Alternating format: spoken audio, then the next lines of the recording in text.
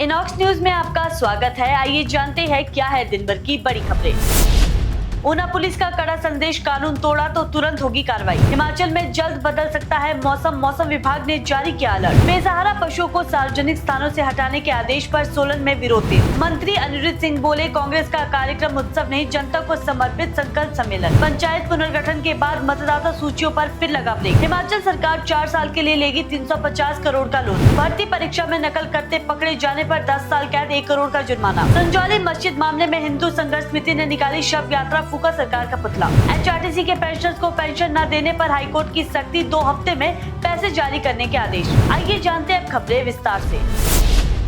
ऊना जिले में हुए गोलीकांड के बाद पुलिस और प्रशासन पूरी तरह एक्शन मोड में दिखाई दे रही है। डीसी जतिन लाल और एसपी अमित यादव ने अवैध खनन, कानून व्यवस्था और नाइट ऑर्डर के उल्लंघन पर सख्त कार्रवाई शुरू कर दी है। स्वान नदी क्षेत्र में अवैध खनन की रोकथाम हेतु तैनात 2 बीट पुलिस कांस्टेबलों की निगरानी में कोताही बरतने पर तत्काल निलंबित कर दिया है। जांच में पाया गया कि दोनों कर्मियों ने ड्यूटी के दौरान पर्याप्त सतर्कता नहीं दिखाई, जिसके चलते खनन गतिविधियां जारी रही। इसी बीच मेहतपुर क्षेत्र में एक बार में रात 10 बजे के बाद शराब परोसे जाने की शिकायत पर पुलिस ने छापा मारा और आरोप सही मिलने पर संचालक के खिलाफ मामला दर्ज किया गया। पुलिस ने स्पष्ट कहा है कि नाइट ऑर्डर का उल्लंघन करने वाले किसी प्रतिष्ठान को छोड़ा नहीं जाएगा।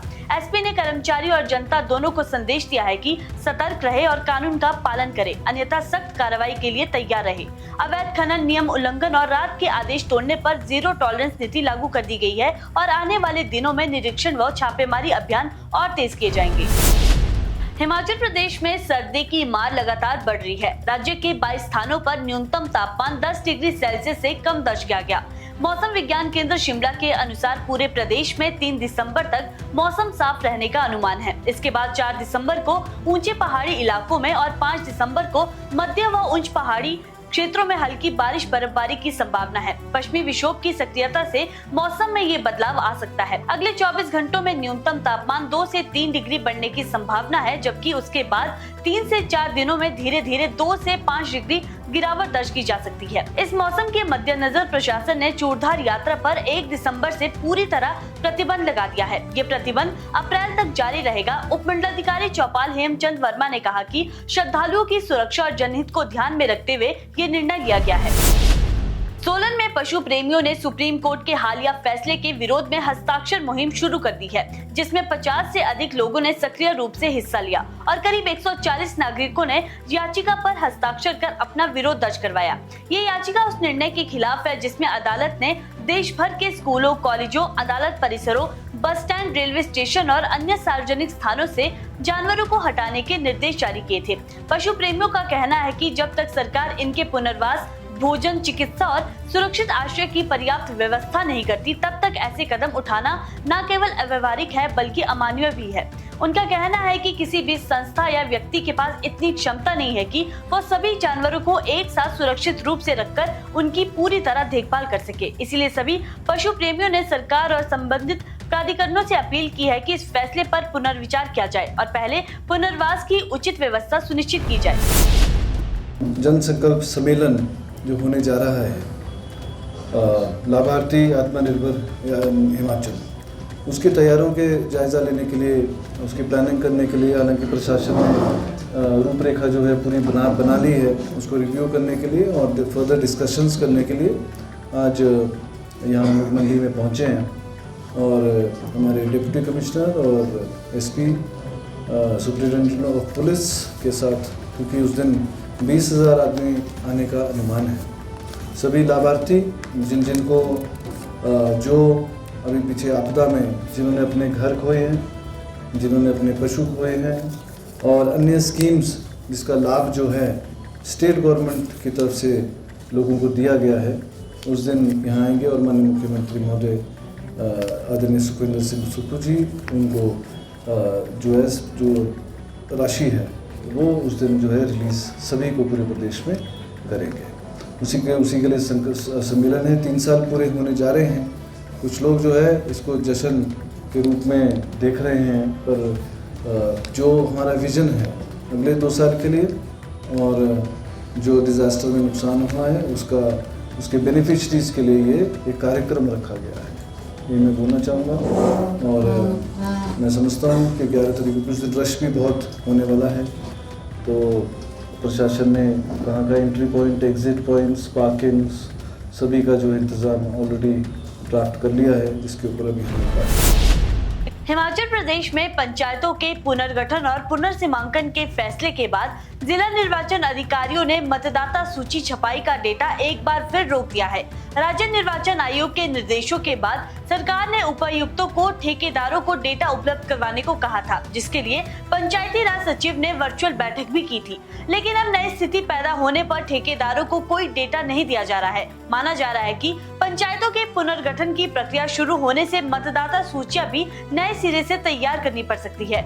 मुद्रण एवं लेखन सामग्री विभाग ने पहले ही छपाई के टेंडर जारी कर दिए थे और प्रत्येक वार्ड में 20-20 मतदाता सूची भेजने की तैयारी थी। लेकिन अब पुनर्गठन और पुनर्सीमांकन की घोषणा के बाद जिला निर्वाचन अधिकारी ये तय नहीं कर पा रहे हैं कि आगे की प्रक्रिया कैसे आगे बढ़ाई जाए। एक और सरकार ने प्रदेश में डिजास्टर एक्ट लागू किया है, जबकि दूसरी ओर आयोग लगातार मतदाता सूची, बैलेट पेपर और अन्य चुनावी सामग्री तैयार करने के आदेश दे रहा था।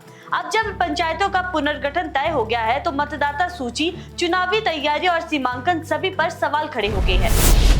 हिमाचल प्रदेश सरकार एक बार फिर से कर्ज लेने की तैयारी में है और इस बार सरकार 350 करोड़ रुपए का नया लोन उठाने जा रही है।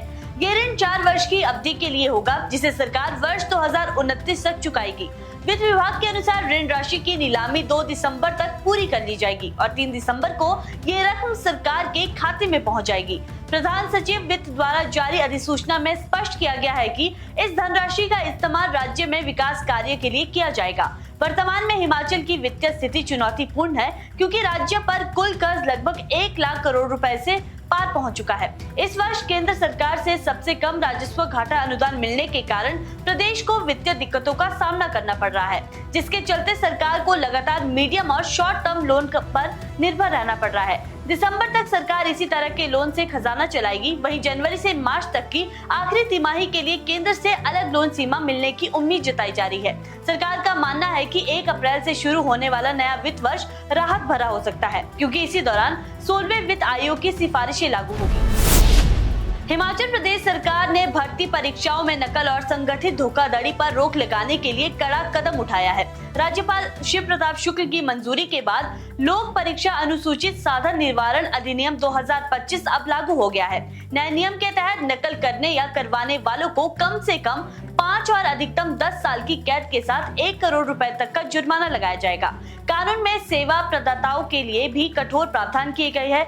यदि कोई संस्था नकल करवाने में शामिल पाई जाती है तो उस पर 1 करोड़ रुपए तक का जुर्माना लगाया जाएगा और परीक्षा का पूरा खर्च भी उसी से वसूला जाएगा। दोषी पाए जाने पर कंपनी के निदेशकों और कर्मचारियों को 3 से 10 साल की सजा हो सकती है, जबकि ऐसे सेवा प्रदाताओं को 4 साल तक किसी भी परीक्षा का संचालन करने से प्रतिबंधित कर दिया जाएगा। शिमला में संजौली की विवादित मस्जिद को गिराने की मांग को लेकर चल रहे क्रमिक अनशन के बाद 29 नवंबर को हिंदू संघर्ष समिति ने सरकार के खिलाफ उग्र प्रदर्शन किया। समिति ने संजौली में शव यात्रा निकाली और सरकार का पुतला दहन करके विरोध जताया। संगठन ने घोषणा की है कि अब क्रमिक अनशन स्थगित रहेगा और आगे की कार्रवाई अदालत में होने वाली सुनवाई के आधार पर ही तय की जाएगी। 28 नवंबर को मस्जिद में कुछ लोगों द्वारा नमाज पढ़े जाने के बाद समिति की ओर से पुलिस में शिकायत दर्ज करवाई गई थी। शिकायत में कहा गया कि मस्जिद कमेटी ने पहले ही नमाज पढ़ने की अनुमति देने से इनकार कर दिया था, लेकिन इसके बावजूद रियायत अली नामक व्यक्ति अपने कुछ लोगों को लेकर मस्जिद में पहुंचा और जुमे की नमाज अदा की। समिति का कहना है कि मौलवी शहजाद ने स्पष्ट रूप से नमाज पढ़ने से मना किया था, फिर भी मुस्लिम समुदाय के कुछ लोग मस्जिद में इकट्ठा हुए और इससे नियमों का उल्लंघन हुआ। हिंदू संघर्ष समिति के नेताओं ने मांग की है कि इस घटना की निष्पक्ष जांच की जाए और प्रशासन उचित कार्रवाई करे। हिमाचल प्रदेश हाईकोर्ट ने हिमाचल पथ परिवहन निगम पेंशनर्स की पेंशन रोकने पर कड़ा संज्ञान लेते हुए राज्य सरकार को 2 सप्ताह के भीतर सभी पेंशनर्स को उनका बकाया भुगतान करने का आदेश दिया है। अदालत ने स्पष्ट रूप से कहा है कि 19 दिसंबर को होने वाली अगली सुनवाई से पहले हर पेंशनर को पेंशन मिल जानी चाहिए। ये निर्देश उस याचिका पर दिया गया है जिसे हिमाचल पथ परिवहन निगम पेंशनर समस्या समाधान मंच ने दाखिल किया था। याचिकाकर्ताओं ने कहा कि नियमों के अनुसार हर महीने की पहली तारीख को पेंशन जारी होनी चाहिए, लेकिन अक्टूबर की पेंशन अब तक नहीं मिली है, जिससे बुजुर्गों को आर्थिक परेशानियों का सामना करना पड़ रहा है। याचिका की पैरवी अधिवक्ता मनदीप चंदेल ने करते हुए बताया कि पेंशनर्स कई बार निगम प्रबंधन से समय पर भुगतान की मांग कर चुके हैं, मगर कोई सुनवाई नहीं हुई।